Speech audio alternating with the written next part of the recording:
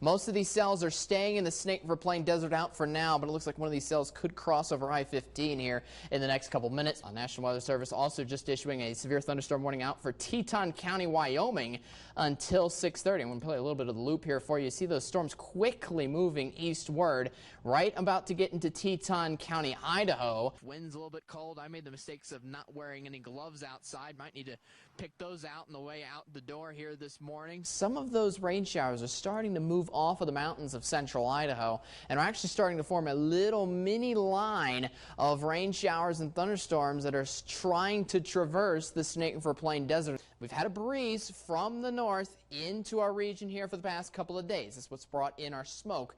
But once we get into the Vipercast, we'll see a little change in the wind direction starting tomorrow night. Meanwhile, the rest of the region looks to stay fairly dry, and this is going to continue to slide northward, so this isn't even going to hit the Snake River Plain or out towards western Wyoming really at all. So if you're looking at time to get out and fully set yourself that it's not going to rain at this time, pick the morning hours. What do you think of the weather outside?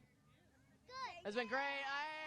Everybody's in applause outside. It's beautiful. Because we have a stationary front right next to us, guess what the front's going to do? It's going to stay stationary. In for the day tomorrow, we're continuing to see more snow showers pretty much in place here for your Sunday. And we could actually reach the lower 80s in time for next weekend when we look to slightly dry things up a little more in time for next weekend. It's going to suck up most of the moisture out of this region and pull it farther north along the cold front, so that's only going to hit Montana in for the day on Monday. It's almost like a loan because they're getting it on Monday and they're going to give it right back to us heading into the middle of the week. At least for the next 4 days, sunshine and 50s for November. Cannot complain. I hope you can't complain either.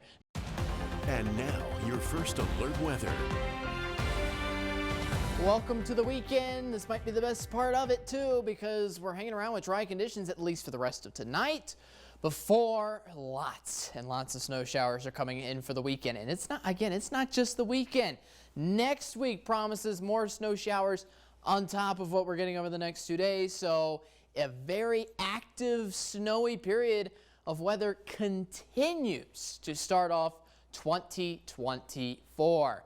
28 degrees, cloudy out right now in Idaho Falls. Winds out of the south at 15 miles an hour. We're going to have slightly breezy conditions continuing into your Saturday, too, along with this incoming system. Cold front and low pressure. Right now it's hitting just off the coast of Washington out right now. This is going to continue to move eastward and convert more over to snow showers by the time it reaches us and slams into eastern Idaho and western Wyoming for tomorrow.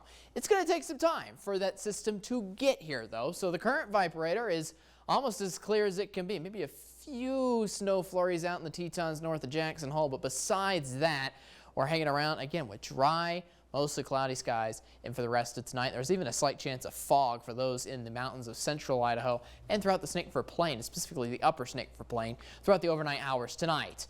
That includes around 1 a.m. There you see the cloud cover hanging around, but dry conditions also continue in for the overnight hours tonight. The snow pretty much begins as soon as we get into tomorrow morning. It starts in the upper Snake River Plain up towards Rexburg and Island Park, carries over to the highlands east of the Snake River Plain, and as we continue on the day, throughout the day Saturday, we continue to see more and more snow showers piling into the region to the point of where it is pretty much scattered from central Idaho over to western Wyoming. Notice, though, we don't deal with these scattered snow showers until 7 o'clock at night. So some of us could hold on to dry conditions throughout the day tomorrow, but again, overall, the amount of snow we're getting continues to increase more and more, and the amount of showers that we're going to see increases more and more as we go on through the day Saturday.